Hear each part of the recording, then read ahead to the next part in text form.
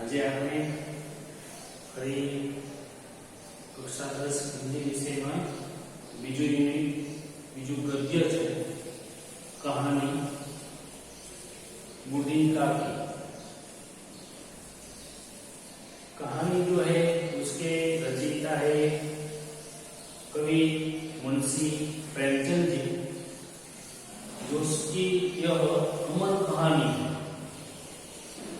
इस कहानी में पात्र जो है वो बूढ़ी काकी है, उसका भतीजा जो है वह बुद्धिराम है, बुद्धिराम की पत्नी रूपा है, बुद्धिराम का भाई जो है वह सुखराम है, और बुद्धिराम की बेटी जो है वह लड़की मतलब लाड़की है, लड़की है जो उसकी प्यारी बेटी है।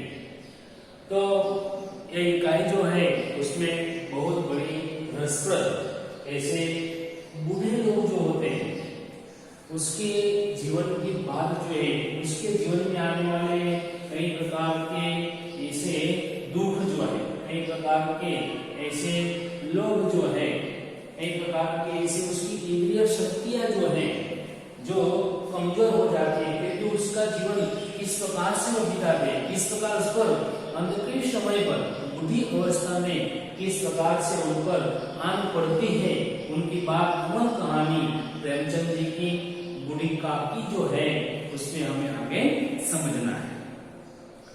प्रेमचंद जी जो है वह हिंदी उपन्यास के ऐसे सम्राट, अमर और सबसे बड़े उपन्यासकार थे, जिन्होंने ऐसे अपनी आवाज से उपन्यास, कहानियां, नाटक जो है वह भी बहुत सारे लिखे हैं। कई भाषाओं का अनुवाद भी उन्होंने किया है। उसके सबसे बड़े उपन्यास है प्रबंध है, प्रतिज्ञा है, सेवा सदन है, निर्मला है, कायाकल्प है, गोदान है आदि उसके उपन्यास है। मानसरोवर के 8 भाग जो है उनसे भी उसने 300 से ज्यादा कहानी उसमें संग्रहित है। प्रेम की बेटी, करबला और संग्राम उसके नाटक है, और कुछ विचार, कलम, तलवार और त्याग आदि उनके निबंध संकलन है। बूढ़ी काकी को हम समझने जा रहे हैं। तो बूढ़ी काकी जो इकाई है, कहानी है, उसमें प्रेमचंद जी ने ऐसे दयनीय, दुखी, पीड़ित, द्रवित वृद्धों की अवस्था जो है, स्थिति जो है, उसकी ओर हमारा ध्यान खींचा है। हमें भी इस कहानी को पढ़कर बहुत कुछ सीख जो है वो भी इससे लेना है। तो जिन्हें उपेक्षा मिलती है, बूढ़े लोग घर में है तो वह उपेक्षित होते हैं, उसकी लोग अवगणना करते हैं, उसके प्रति तिरस्कार जो है तो वृत्ति हर बच्चा है, उसके बेटे जो है उसके प्रति ऐसा भाव दिखाते हैं। और जो जीवन के हर क्षण, बूढ़े लोग जो है जीवन के हर क्षण का आनंद पूर्वक उपभोग करना चाहते हैं। यह मूल कहानी जो है उनका संक्षिप्त रूप भी है। इसको हम पढ़े तो इसकी सीरियल जो है कहानी के रूप में भी बूढ़ी काकी की बनाई हुई है, जिसे भी हम पढ़ सकते हैं, जिसमें भी पूरी सार कहानी जो है, जिनका संक्षिप्त रूप भाग जो है हम यहाँ प्रेमचंद की अमर कहानी में समझने वाले हैं। ध्यान से आपको थोड़ा समझना है। आज के इस इकाई भाग में बुढ़ापा जो होता है ज्यादातर बचपन का पुनरागमन करता है। बचपन अवस्था में हम जिस प्रकार से रहते हैं उसी प्रकार बुढ़ापा जो है, वृद्धावस्था जो है, उसमें बचपन की झांकी होती है। बचपन के प्रसंग का जीवन जो है वो बुढ़ापे के जीवन से जुड़ा है। बूढ़ी काकी जो है उसमें जीव के स्वाद के अलावा, खाने की बात जो है, जीव का स्वाद जो है उसके अलावा कोई चेष्टा अभी बाकी नहीं थी, और न अपने कष्टों जो, अपने दुख जो है उसकी ओर आकर्षित करने का, रोने का कोई दूसरा सहारा उसके जीवन में नहीं था। समस्त उसकी जो इंद्रियां है, हाथ पैर सब जो है बूढ़े होने पर जवाब दे चुके थे, वो काम नहीं कर पा रहे थे, जमीन पर पड़ी रहती है। और घर वाले लोग जो है, परिवार वाले जो है, वह कोई बात उसकी इच्छा अनादर करते थे। भोजन का समय टल जाता, भोजन का वक्त होता है कि दोपहर को, शाम को, सुबह को समय समय पर खाया जाता है, लेकिन यहाँ पर बूढ़ी काकी के साथ का व्यवहार हम समझे कि घर परिवार लोग के साथ का ऐसा व्यवहार बनता कि खाने का समय जी चला जाता और उसकी मात्रा कम होती। अगर खाना दिया जाता तो कम मात्रा में, थोड़ी मात्रा में उसे परोसा जाता, अथवा बाजार में से कोई वस्तु लाते, बाजार में से कोई फल फलादी है, चीजें जो है खाने की लाते हैं, तो वह भी बूढ़ी काकी को मिलती नहीं थी। तो वे रोने लगती बेचारी। अवस्था इस प्रकार की है, हाथ पैर ने जवाब दे दिया है, काम नहीं कर रहे हैं, रोने लगती। उनका रोना सिसकना जो है साधारण रोना न था, सामान्य रोना न था। सिसकना ने सिसकिया भर दे। गुजराती में आपने बोलिए कि दुष्का भरता भरता हरो, तो सिसकिया भर रही है बूढ़ी काकी बेचारी है। वे गला फाड़ फाड़ कर भी रोती, जोर जोर से भी रोती है और सिसकिया भर के भी रोती है। इस प्रकार की व्यथा जो है, दुख जो है, पीड़ा जो है बूढ़ी काकी के जीवन में चल रहा था। उनके पति को स्वर्ग सिधार गए, बहुत सा समय बीत गया था कि पति की मृत्यु हो गई। बेटे तरुण होकर चल बसे। उसके बेटे जो है अभी तरुण हुए, यौवन हुए, जवान हुए और वह भी चल बसे। अब एक भतीजे के सिवाय उनका कोई चारा नहीं था, कोई सहारा नहीं था। भतीजा कौन है? बुद्धिराम। याद रखे, ध्यान से समझे है। उसी भतीजे के नाम पर भतीजे का सहारा एकमात्र बचा है। अपने बेटे भी नहीं है, पति भी नहीं है, जिसके कारण भतीजे बुद्धिराम के हाथ अपनी सारी संपत्ति जो है उसके नाम पर दे गई। बहुत बड़ी गलती कर रही है बूढ़ी काकी, लेकिन सहारा तो कोई नहीं है, तो क्या करे। आज के समाज में भी इस प्रकार की कई कई बात जो है हम देखते हैं, सुनते आ रहे हैं, ऐसा होता है। तो वही बात का चितार प्रेमचंद जी की कहानी में हमें देखना है। यहाँ पर बुद्धिराम ने सारी संपत्ति लिखाते समय लंबे चौड़े वादे किए, बहुत बड़े वादे किए। वह संभालेगा, कुछ ऐसे करेगा, वैसे करेगा, खाना देगा है। लेकिन वह सब वादे जो है पूरी दीपों के दलालों के दिखाए सब विभाग थे, वो स्वप्नों के समान थे। बड़ी बड़ी बात करने वाला कुछ भी नहीं करता। तो यहाँ पर भी बुद्धिराम ने ऐसे बड़े वायदे किए, लेकिन वह निभाने वाले के रूप में नहीं था।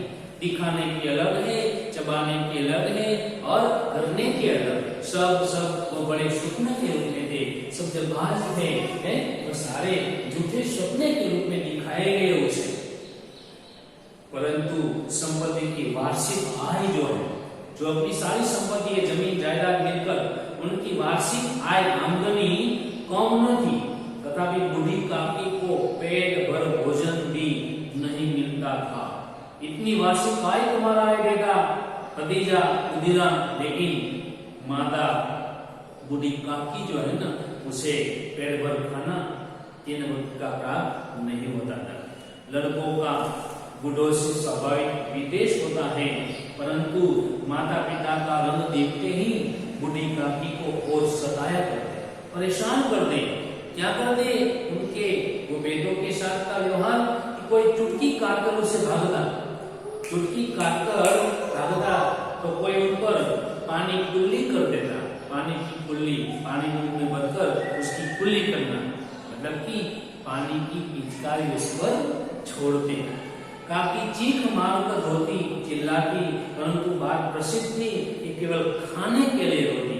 उसे कोई दुख नहीं, बस खाने का नहीं मिल रहा है। इतना बड़ा होने पर वो दुखी है।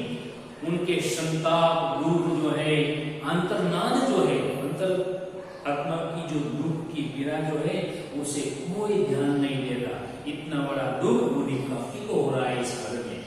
संपूर्ण परिवार में काकी के अलावा ऐसे काकी से किसी का भी अनुराग प्रेम लगाव नहीं था, और वह था ना तो एकमात्र बुद्धिराम की छोटी लड़की लाडली जो है, बेटी जो है, उनका प्रेम भरा व्यवहार बूढ़ी काकी के साथ। लाडली अपने दोनों भाइयों के डर से अपने ऐसे की मिठाई या चबेना बूढ़ी काकी के पास बैठकर खाया करती, रक्षागार के अलावा काकी की शरण जो है, आश्रय, उनकी लोलुपता, नालायकता के कारण महंगी भी पड़ती थी। भाइयों के अन्याय की तुलना में कहीं सुलभ थी, सरल थी। इस स्मार्थ अनुकूलता ने उन दोनों में सहानुभूति का आरोपण कर दिया। बूढ़ी काकी का साथ का व्यवहार एकमात्र बेटी लाडली जो है ना, उसके साथ का व्यवहार अच्छा था, बाकी सब से परेशान, तंग, हैरान करते रहते थे। रात का समय का एक प्रसंग है, समझो ध्यान से, कितना लगाव लाडली को है वो बात समझना है। रात का समय, बुद्धिराम के द्वार पर शहनाई बज रही है। शहनाई मंगल घड़ी उसकी घर पर आई है, शहनाई गूंज रही थी। गांव के बच्चों का झुंड जो है विस्मय पूर्वक, आश्चर्य पूर्वक नेत्रों से गाने का, जो गाने बज रहे उनका रसास्वाद, रसस्वाद जो है अनुकूल ले रहे थे। आज बुद्धिराम के बड़े लड़के मुखराम जो है, उस मुखराम का आज तिलक था। शादी की प्रसंग जो है उसके पहले तिलक विधि होती है, चांदला विधि जो होती है, वह तिलक का प्रसंग मुखराम बड़े लड़के का आज था। वह उसी का उत्सव है। घर के भीतर स्त्रियां जो है ना गीत गा रहे थे। रूपा, बुद्धिराम की पत्नी, मेहमानों के लिए भोजन के प्रबंध में व्यस्त थी। मेहमान की भोजन की व्यवस्था करने में लगी हुई ये पत्नी रूपा भट्टियों पर कड़ा चढ़े थे। बड़ी बड़ी भट्टी, चूल्हे जो है जलाए जाते हैं, उस पर कड़ा जो है पात्र वासन वह चढ़े हुए थे। एक कड़ा में, एक पात्र में पूड़ियां कचौड़ियां निकल रही थी। ध्यान से समझिए, खाने की बात का प्रश्न यहाँ पर बूढ़ी काकी के लिए, वो हमें समझना है। एक कड़ा में पूड़ी और कचौड़ी निकल रही थी, बनकर तैयार हो रही थी। एक बड़े पतीले में मसालेदार सब्जी पक रही थी। मसालेदार स्वादिष्ट सब्जी जो है वह बन रही थी।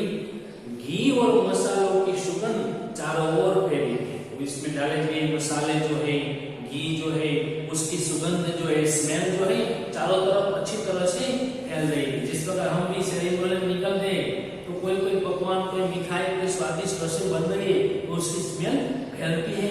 उसी प्रकार ये स्मेल, सुगंध फैली हुई थी घी मसालों की। फिर बूढ़ी काकी अपनी कोठरी में बैठी है, बेचारी कोठरी ओरडी में बैठी है। बस ये सुगंध उन्हें बेचैन कर रही है। खाने की लोलुपता, समझो, सुगंध जो आ रही है, रसोई बन रही है, तिलक के प्रसंग पर बेटे के, तो उस समय के वह सुगंध उसे परेशान कर रही थी, बेचैन कर रही थी, हैरान कर रही थी। वे मन ही मन सोच रही थी, इतनी देर हो गई कि भोजन लेकर नहीं आया है। मालूम होता है सब लोग भोजन कर चुके। बूढ़ी काकी ने सोचा सब लोगों ने भोजन कर लिया, कोई देखभाल नहीं रखता था, खाने का समय पर देते नहीं, देते तो कम देते, चिल्ला कर, गुस्से होकर, कोई ध्यान न रखकर देते थे।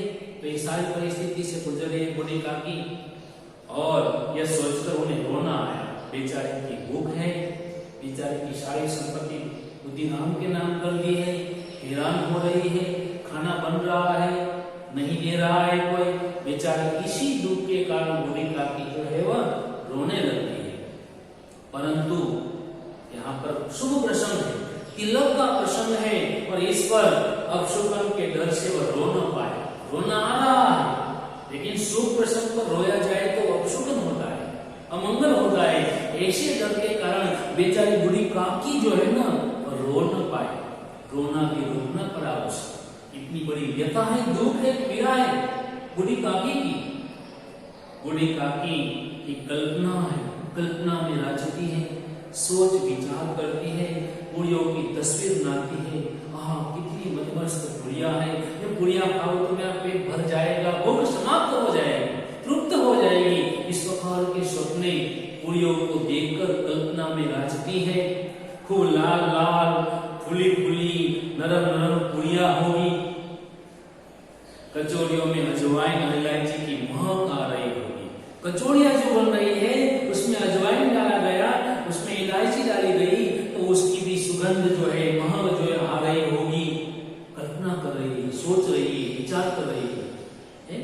एक कुड़ी मिलती ना तो जरा का हाथ लेकर मैं देखती, इतनी अच्छी पूरी बनाई है, मैं खाती तो भी मुझे आनंद आता। इस प्रकार की कल्पना में राज रही है। क्यों न चलकर मैं कढ़ा के सामने ही बैठूं, जो कढ़ा में बनाई जा रही है पूरियां सब्जी सब कुछ विचार करती है, मैं क्यों न चलूं वहां और मैं जाकर उस कढ़ाई के सामने ही बैठ जाऊं। इस प्रकार निर्णय करके बूढ़ी काकी जो है ना, उकड़ू मुकड़ू बैठकर अपने पैर को समेट कर उकड़ू मुकड़ू बैठकर हाथों के बल पर सरकती हुई, चल नहीं पा रही है, बूढ़ी पथरी में बैठी है और हाथों के बल पर सरकती हुई वह बड़ी कठिनाई से चौखट से उतरती है और चौक से जो अपनी कमरे के पश्चात चौक जो आता है चौखट, वहां से उतरती है और धीरे धीरे रेंगती हुई, रेंगना मतलब अपने शरीर को पैरों के बल पर घिसटती हुई कड़ा के पास आ बैठती है। देखना है ध्यान से क्या होता है, भूख उसे खींच लाती है और यहाँ आने पर उन्हें उतना धैर्य हुआ जितना भूखे कुत्ते को खाने वाले के सम्मुख बैठने में होता है।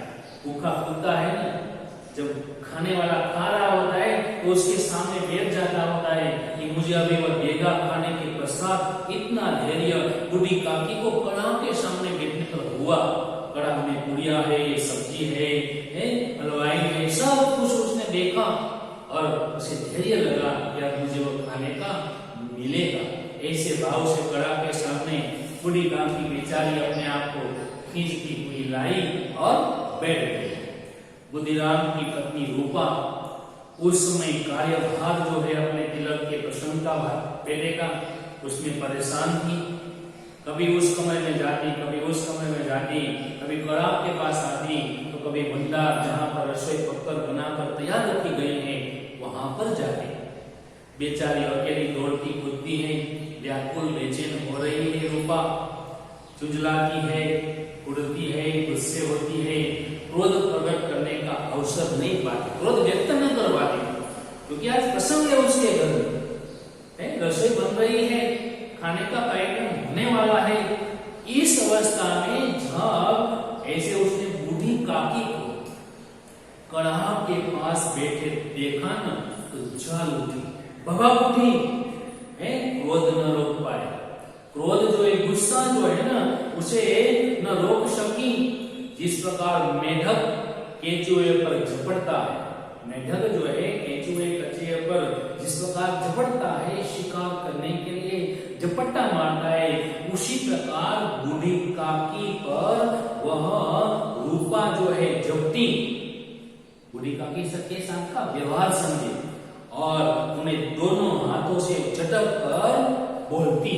बूढ़ी काकी बैठी हुई कड़ा के सामने, दोनों हाथों से झटक कर बूढ़ी काकी को परेशान तंग करना चाहा।